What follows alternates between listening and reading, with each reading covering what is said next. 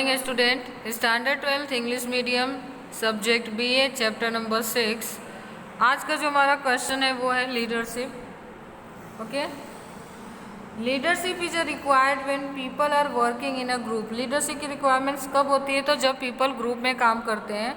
In the industrial unit employees are working in a group, leadership is a provided to this group. Okay, industrial जो units होते हैं वहाँ पे employees किस में काम करते हैं? ग्रुप में काम करते हैं, और लीडरशिप है ना इन्हीं ग्रुपों को प्रोवाइड की जाती है। Leadership is a process of encouraging in the mutual way. Mutual way से क्या करते हैं कि हम यहाँ पे एम्प्लॉय को एनकरेज करने की काम करते हैं, उनके जो वर्क एफिशिएंसी है उसको बढ़ाने की कोशिश करते हैं। Leadership is the base of efficient organisation. Leadership किसी भी एफिशिएंट ऑर्गेनाइजेशन का बेस माना जाता है। Leader by the his attitude and behavior channelize the efforts of a group of members in a proper direction। Leadership के जो attitude और जो बिहेवियर होता है वो किस तरह से एम्प्लॉयज़ को चैनलाइज करता है, किस तरह से उनको प्रॉपर डायरेक्शन प्रोवाइड करता है। He provide guidance to achieve the decided target, motivates to achieve the objective, inspiration, faith etcetera.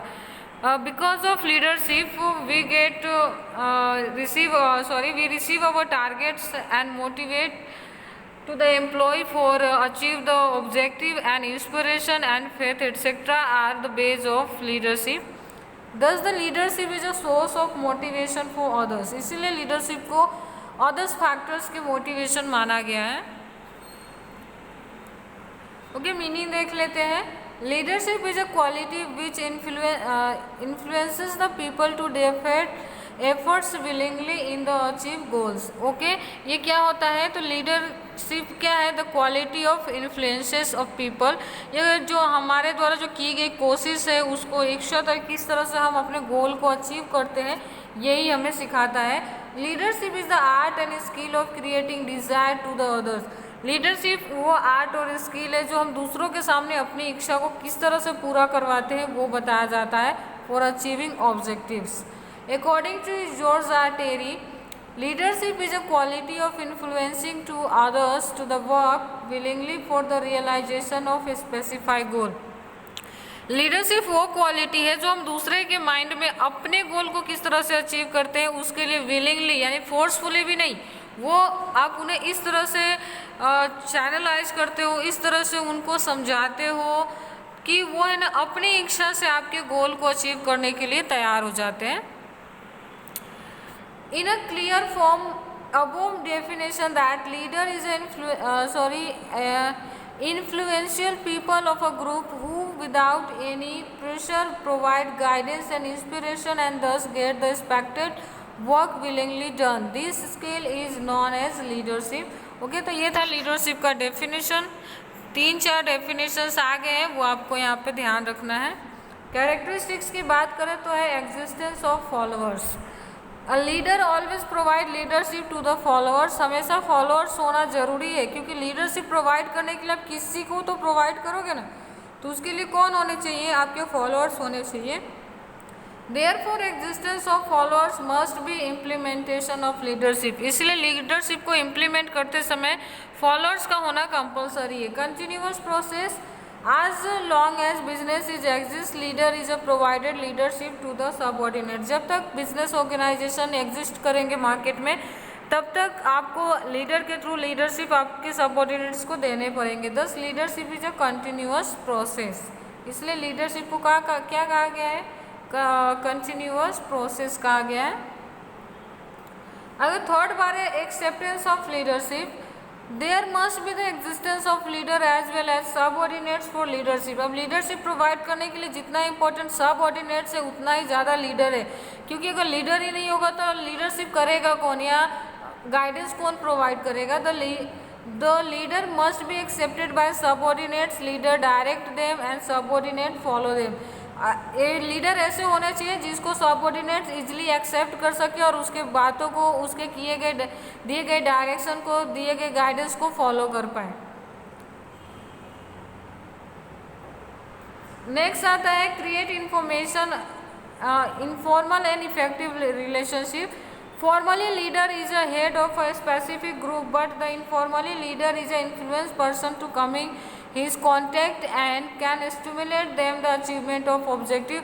अगर फॉर्मल बात करें तो लीडर क्या होता है, तो ग्रुप का हेड होता है, लेकिन इनफॉर्मली हम बात करें तो ये वो पर्सन है जो किसी भी व्यक्ति को, किसी भी सबऑर्डिनेट को गाइड करके, उसे मोटिवेट करके अपनी इच्छा से ऑब्जेक्टिव को पा सकता है। इसलिए यहाँ पे हमें फॉर्मल की जगह इनफॉर्मल रिलेशन पे ज़्यादा ध्यान देना चाहिए।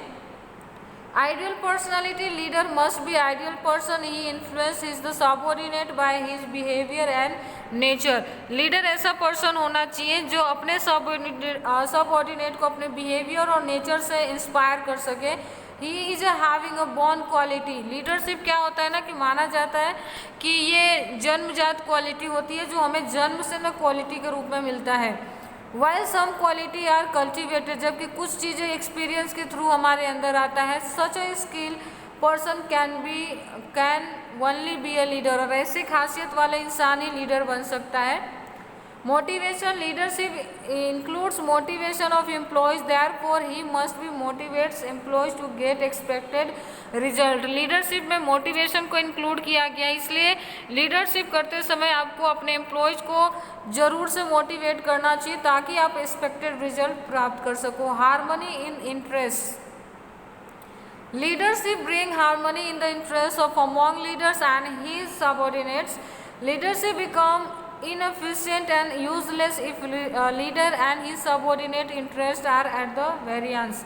ओके, लीडर और जो सबऑर्डिनेट्स है जिसको लीडरशिप दिया जा रहा है वो हमेशा कैसा होना चाहिए, तो उनके अंदर आपको पता होना चाहिए कि दोनों की जो मोटिव है, एम है, ये सेम होना चाहिए। अगर दोनों का डायरेक्शन, सोच अलग अलग होगी तो क्या होगा कि वो अलग अलग इंटरेस्ट पे काम करेंगे और इससे उन दोनों को प्रॉब्लम हो सकती है।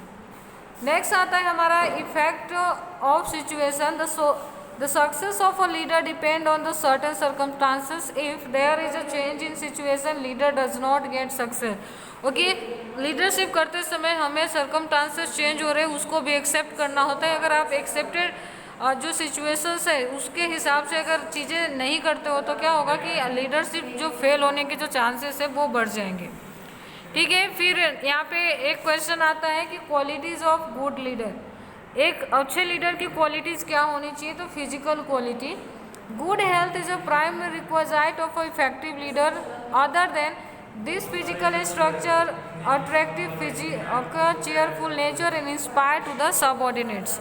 इसमें क्या होगा कि अगर अच्छी पर्सनालिटी होगा तो उससे क्या होगा कि वो लगातार है ना दूसरे एम्प्लॉयज़ को इंस्पायर कर पाएगा, और उससे क्या होगा कि आप दूसरे को मोटिवेट कर पाओगे कि किस तरह से काम करना चाहिए। और अगर आप ही बार बार बीमार पड़ोगे, आपकी ही हेल्थ प्रॉपर नहीं है, तो उससे क्या होगा कि दूसरे भी मोटिवेट नहीं होंगे और आपको प्रॉब्लम फेस करनी पड़ सकती है। नेक्स्ट आता है इंटेलेक्चुअल क्वालिटी। ओके, यहाँ पे इंटेलेक्चुअल अगर क्वालिटी की बात करें तो इसमें क्या होना चाहिए, तो आप देख पा रहे हो a good leader should be intelligent intellectual. एक गुड लीडर कौन कहा जाएगा, तो जो बहुत ज़्यादा इंटेलिजेंट हो। Intellectual quality include the decision making power, mental ability, grasping power, scientific approach, curiosity, reasoning ability, foresightness and as well as different skill of education, calculative skill, knowledge of inter relation and human skills etcetera. ये सारी जो खासियत है वो एक good leader के अंदर होने चाहिए। ये क्वेश्चन है ना 2 मार्क्स में पूछा जाता है कि explain the qualities of a good leader. तो याद रखना है फिजिकल, इंटेलेक्चुअल एंड लास्ट है साइकोलॉजिकल।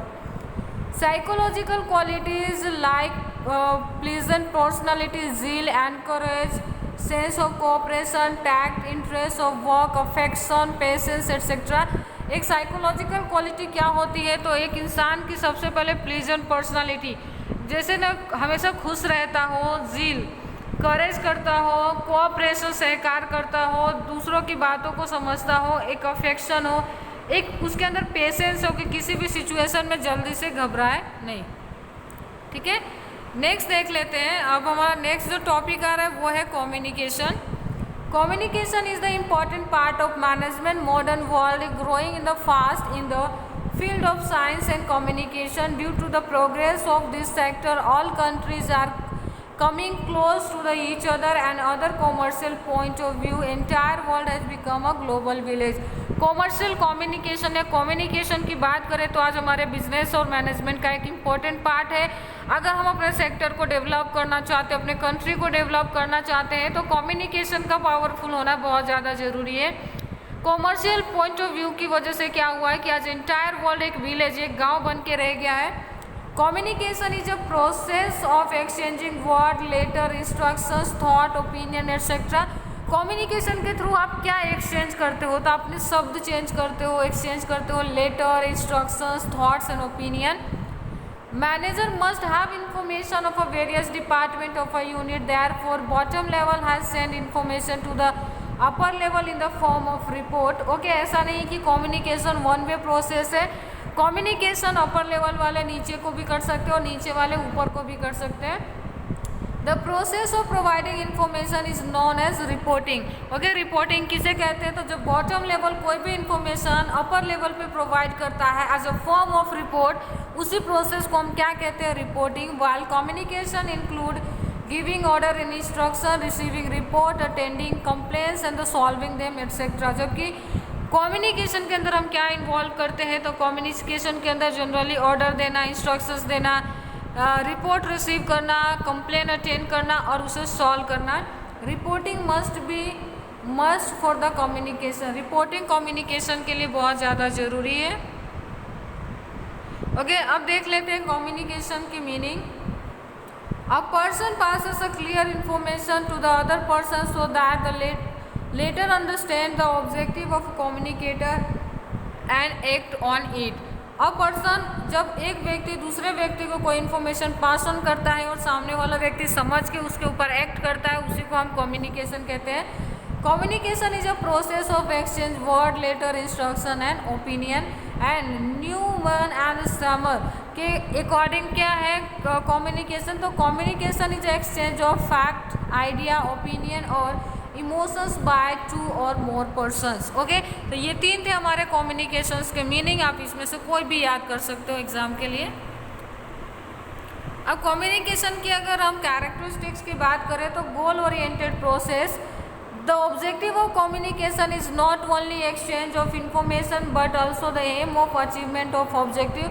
कम्युनिकेशन का मतलब सिर्फ ऐसा नहीं होता कि आपको मैसेज पहुंचा देना है, बल्कि मैसेज इस तरह से पहुंचाना है कि आपने जो सेट किया है ऑब्जेक्टिव वो अचीव कर पाओ. So special care is taken to see that whether is not receive information understand the information is trended. तो आपको ये भी ध्यान रखना है कि जो इन्फॉर्मेशन हमने पास ऑन किया है क्या उसे लोगों ने समझा है या नहीं. Clear word and languages. The word and language use communication should be clear. It is not have a double meaning. जो भी कम्युनिकेशन में आप वर्ड, लैंग्वेज, सेंटेंसेस यूज करते हैं वो क्लियर होना चाहिए. मिसअंडरस्टैंडिंग क्रिएट करे इस तरह का नहीं होना चाहिए और डबल मीनिंग निकले ऐसा तो बिल्कुल भी नहीं होना चाहिए. Two way process. Communication is a two way bilateral process. Top management send the necessary information regarding objective, policy, method, procedure and rules in the middle and the bottom level management, while the other hand necessary information is from report received from the middle and bottom level management. ये two way process है जो मैंने आपको पहले ही clear कर दिया है कि ऊपर वाले, मिडल और नीचे वाले को भी पहुंचा सकते हैं और नीचे वाले मैसेज मिडल या फिर अपर लेवल को भी पहुंचा सकते हैं. नेक्स्ट है कंटिन्यूअस प्रोसेस. तो communication is a continuous and permanental process. Communication process start from beginning of the business and the remain continue to till the end. एक बार बिजनेस स्टार्ट होता है वैसे ही कम्युनिकेशन स्टार्ट हो जाते हैं और जब तक बिजनेस एग्जिस्ट करता है तब तक कम्युनिकेशन चलते रहते हैं. नेक्स्ट है कि many equipments. In the recent time to take communication system more effective many equipments are use. आज मैसेज को, इन्फॉर्मेशन को बहुत ज़्यादा मॉडर्न बनाने के लिए, उसे इफेक्टिव बनाने के लिए हम अलग अलग तरह के गैजेट्स यूज़ करते हैं, मीडियम यूज़ करते हैं. ओरल और written message of communication, telephone, fax, internet, mobile phone, SMS, telex are use. Okay, oral and written communication के लिए आज बहुत सारे मीडियम एंड चैनल के नाम दिए हैं जो हम यूज़ करके कम्युनिकेशन करते हैं. Many type and method. There are many type and method of communication such as internal communication, external communication, written, oral and through sign etcetera. बहुत सारे टाइप्स एंड मेथड है कम्युनिकेशन के।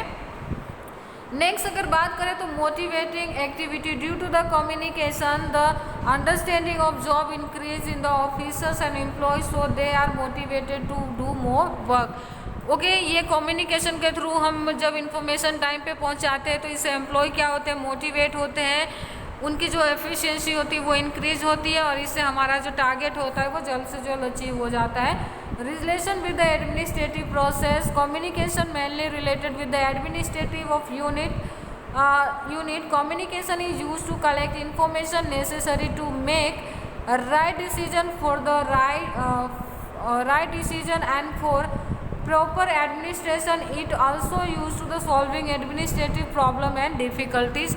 इसको बहुत सारे रिलेशनशिप मेंटेन करने के लिए, एडमिनिस्ट्रेटिव प्रॉब्लम सॉल्व करने के लिए और बिजनेस प्रोग्रेस के लिए भी यूज किया जाता है। Human process, communication is a human behaviour process whatever are the medium of communication, but without existence of human skill communication does not take place. कितने भी मॉडर्न मेथड और स्किल्स आप क्यों ना यूज़ कर लो, कितने भी मॉडर्न मेथड या कम्युनिकेशन के पैटर्न क्यों ना यूज़ करो, लेकिन अगर ह्यूमन ही एग्जिस्ट नहीं करेंगे तो हमारा कम्युनिकेशन का मोटिव कभी भी फुलफिल नहीं होगा। Moreover at the time of communication fear, feelings, anger etcetera matter is affect the communication को। Okay, which factors are affect the communication pattern, तो याद रखना, याद रहेगा which factors are affect the communication pattern, तो fear, डर, feelings and anger, ये सारी चीज़ें हमारे कम्युनिकेशन को अफेक्ट करते हैं। Hence it is called human process, इसलिए इसे ह्यूमन प्रोसेस कहा गया है। अब मेथड ऑफ कम्युनिकेशन की बात कर लेते हैं। तो सबसे पहले ओरल, तो conversation, discussion, dialogue, talk, lecture and group. Written में बात करें तो newspaper, magazine, pamphlet, advertisement, letter writing and manuscript. Visual, map, pictures, figures, graph, colour and symbol. Audio की बात करें तो tape recorder, radio, telephone and teleconference. अगर audio visual की बात करें तो यहाँ पे देख रहे हो film, television, internet, computer and video cassette. Silence में तो silence, agreement, silence, disagreement and gesture. ये सारी चीज़ें हम क्या करते हैं, मेथड ऑफ कम्युनिकेशन में यूज़ करते हैं, जिसमें आपने बहुत सारे टाइप्स देखे, बहुत सारे मेथड देखे और उसमें भी बहुत सारे ऑप्शंस देखा कि ओरल में क्या यूज़ कर सकते हो, साइलेंस में क्या यूज़ कर सकते हो, विजुअल के लिए कौन से ऑप्शंस हमारे लिए बेस्ट रहेंगे। तो ये सारी चीज़ें हमने यहाँ पे देखा। ओके, तो ये लेक्चर हम यहीं पे फिनिश करते हैं। नेक्स्ट लेक्चर में हम नेक्स्ट टॉपिक की बात करेंगे। Thank you.